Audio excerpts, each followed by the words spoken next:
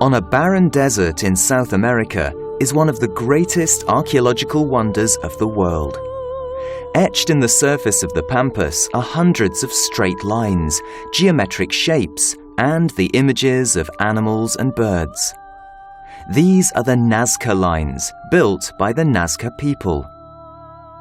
But why they were created has defied explanation.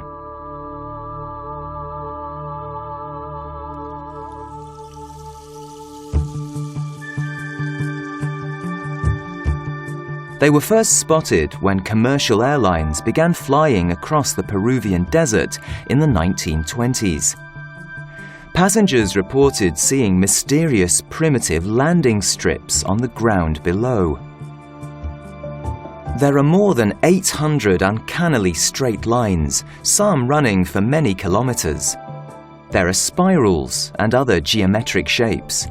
Most remarkable is a desert zoo, a monkey with a curled tail, a spider, and a hummingbird.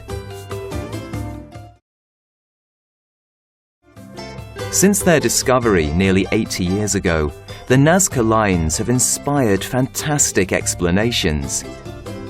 Notoriously, the Austrian writer Erich von Däniken claimed that they were evidence that the Earth had been visited by extraterrestrials. The lines, he said, were runways for their spacecraft. And there was more what seemed to be otherworldly evidence.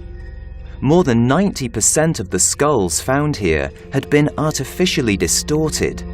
The Nazca wrapped the heads of their newborn with bands made of leather or wood. As a result, the still malleable skull grew upwards into these extraordinary alien-like shapes.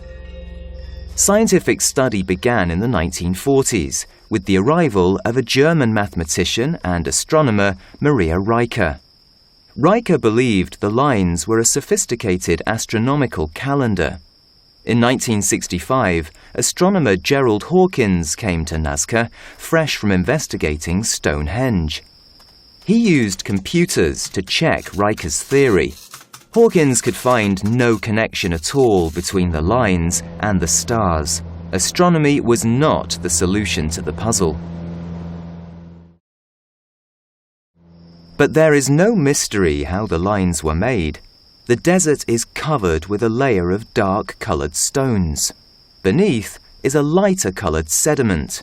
To create a line, the Nazca simply had to remove the stones on the surface in whatever patterns they wished. Similar designs had been found in Nazca cloth patterns, which were all woven from a single thread of llama wool. In a similar way, the pictures of animals created on the desert floor are all based on one line etched into the ground. It seems to have been the Nazca's proficiency as weavers that allowed them to execute pictures and designs on such a large scale. Weavers start with small designs, then scale them up on looms. The same technique could have been applied on the pampas. The line builders would have started with a sketch and then enlarged the scale with pegs and markers. The result, after just a few hours' work by the researchers, is a perfect Nazca spiral. But what were the Nazca lines for? Recent investigation has linked them directly with water. Although the animal images are the best-known designs, perhaps it is the many mysteriously straight lines that hold part of the answer. It has been shown that all but one of these lines start from star-like radial points, often marked by a low mound, and every one of those points bordered rivers and tributaries. They were sacred walkways. So perhaps ritual and survival did indeed come together between the lines.